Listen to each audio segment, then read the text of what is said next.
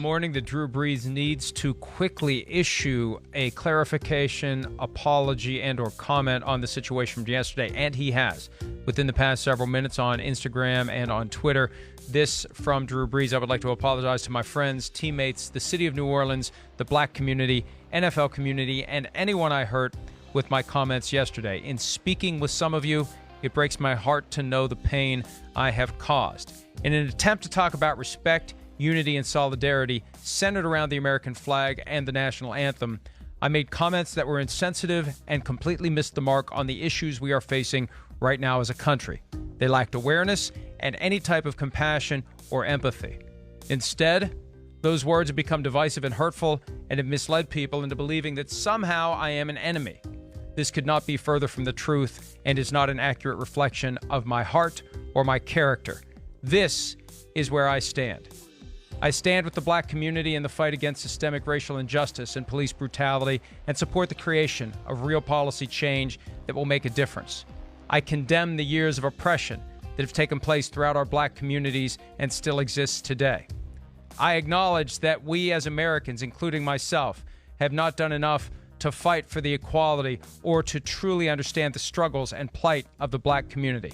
I recognize that I am part of the solution and can be a leader for the black community in this movement.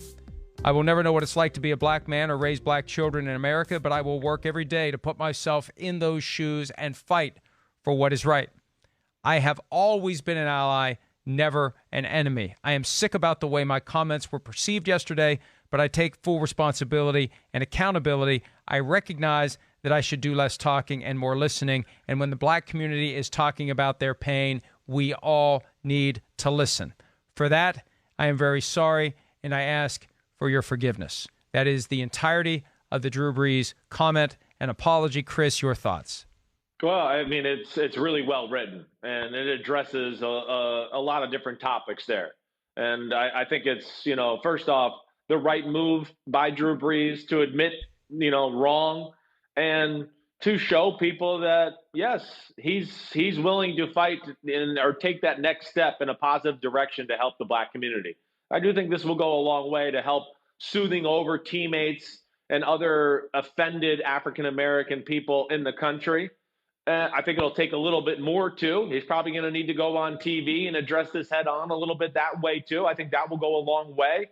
But either way, this is a good start. And, to Drew Brees, again, this is a guy who's done a lot of good in his life. I certainly don't want that to be taken away here. I think he got himself in trouble by kind of trying to play both sides. There's no doubt about that. But do I think he cares about the African-American community? I do. I don't think this is a guy that's fooled the NFL and teammates for this long in a locker room by being some closet racist and hasn't, and now is being caught. No, I don't. I just think, there's some issues there that he wasn't well thought out on, and really trying to see where it offended, why it offended, what the real issues were. And he got caught trying to play both sides, and it came back to bite him in the butt. But I thought this was a really good statement, and I expect to see him more throughout the day, really. Here's what I'm curious about, and I want to be fair to Drew here. He did what he needed to do, at least for now. And I agree with you, at some point we need to see and hear him the way we saw and heard him yesterday. There needs to be symmetry in the way the apology is delivered to match the way that the statements were delivered. In this day and age, it is not unusual and it's not inappropriate to be skeptical when something like this comes out. It's just not. Right? Did he write this? Was it crafted by a PR firm? How many drafts were there? Who did the first draft? Did he merely sign off on it? Did he do the first draft? When you speak it, when you deliver the apology in the same kind of format that you delivered the words that caused the need for an apology, it becomes easier to assess, is this real, or is this just, okay, hey, I have to sign off on this in order to put the fire out? That is a real reaction in a sophisticated, civilized society that sees this stuff all the time and justifiably asks questions. And here's the thing. I look at this comment from the apology. I made comments that were insensitive and completely missed the mark on the issues we are facing right now as a country. Okay? Have you changed your position on whether or not it's appropriate to kneel during the national anthem? Have you changed your position on whether or not you believe it's disrespectful to the flag to kneel? Is it just the way it came out? Do you still believe what you believe, or have you decided based upon further reflection that it's not inappropriate to take a knee during the national anthem? It's not disrespectful to the flag, to the military, to the country. And I think, Chris, and again, there's no middle ground here. Yeah. If everything that he has said in this statement is true, I don't think he can balance that by saying, I also believe everyone should stand for the national anthem.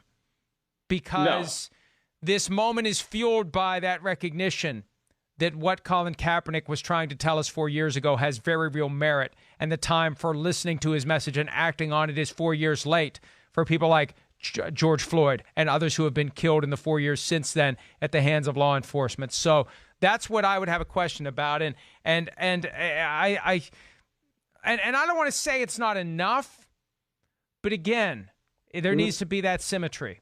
It's not enough yet, Mike. It's not. I think you're right about that. I want to know, has he changed his stance on the things he said yesterday that caused this problem? That's the question I have after I see that. It is a very well-written and very appropriate apology. But this wasn't a slip of the tongue. This wasn't something that he casually said when he was talking to a reporter off the record and didn't know it was off the record. It's not anything like that. This is something that reflects his beliefs and his values reiterated from 4 years ago.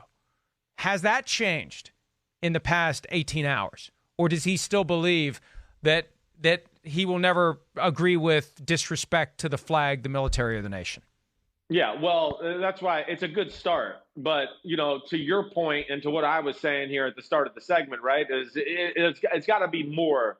You got to be able to put the face and see the emotions of the person and have some hard questions asked of Drew Brees and have him handle those, you're right, without a prepared statement or maybe somebody there helping him along with the subject in general. That's when it's really going to hit home. When people can put the face to these words and go, okay, Drew Brees has apologized. I can see in his face he's legitimately upset about what he did.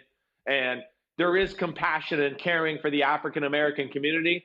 I think that's going to soothe a lot of people. So he needs to me, like, if I'm Drew Brees, and listen, I don't want Drew Brees to be ruined forever because of this. All right, I don't. Like I said, I know there's a lot of good he's done for the world and the community. But if I'm him, like, I'm going on MSNBC today. I'm going on CNN. I'm going on Fox News. And I'm going to hit these subjects hard and try to start to right the situation. Because, listen, he doesn't. He can be fine with saying, hey, listen, I don't want to kneel during the national anthem and do that. That's not how I would like to protest. I'm going to try to find other ways. But I completely support my African-American teammates and all those who do want to protest that way and what their cause is for and what they're fighting for. So not that he has to kneel, but he's got to certainly let everybody know that, hey, kneeling for the national anthem is certainly less egregious than kneeling on somebody's neck for 9 minutes and murdering them. And to me, that's what's gotten lost in translation with these comments. And that's why I think he needs to go on TV and kind of have everybody hear these words come out of his mouth. And Chris, with all due respect to our friends at the various cable news networks, and obviously we're on a cable sports channel, this is bigger than cable. This is a Today Show moment. Right, you're right, Mike. Yeah, you're right. This is, and see, everyone scrutinizes these things. Who do you pick to be the one who interviews you for this? Is it someone who's going to throw you softballs?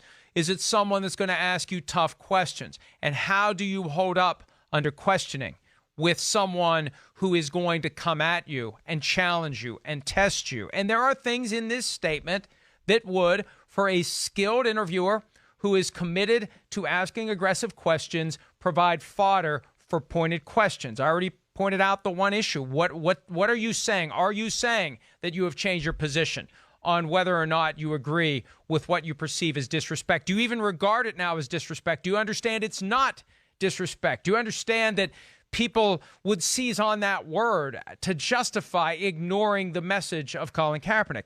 And the one thing that, And look, I want to be fair here, but we got to be fair to the whole story. Anytime I am sick about the way my comments were perceived yesterday, there's a subtle amount.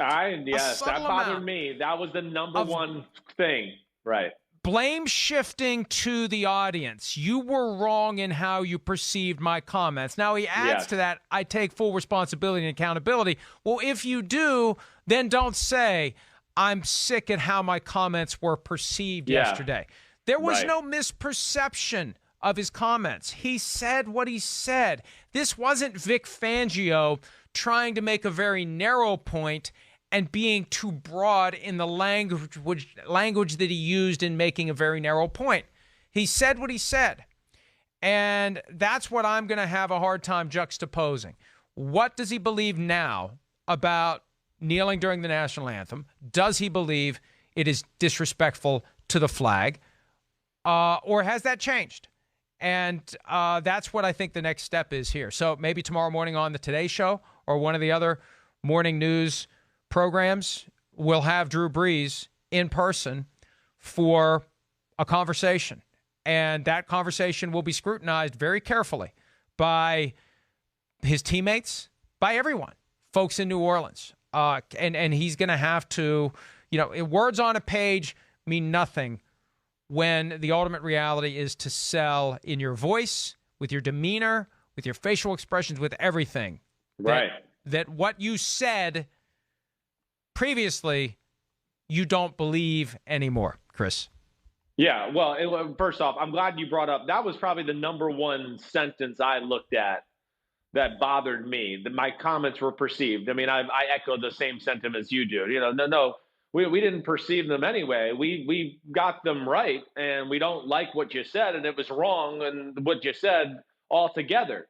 So I think that's the issue there. But again, I do think if he wants to, repair the damage that's done in the locker room and continue to be looked at as a leader in our sport and in our country, and if he does have aspirations to, be in politics one day or anything like that, then I think, yes, you got to go out and show everybody your face, take this head on, continue to talk about it, admit where you were wrong, admit where you have growing to do as a human being and need to be better.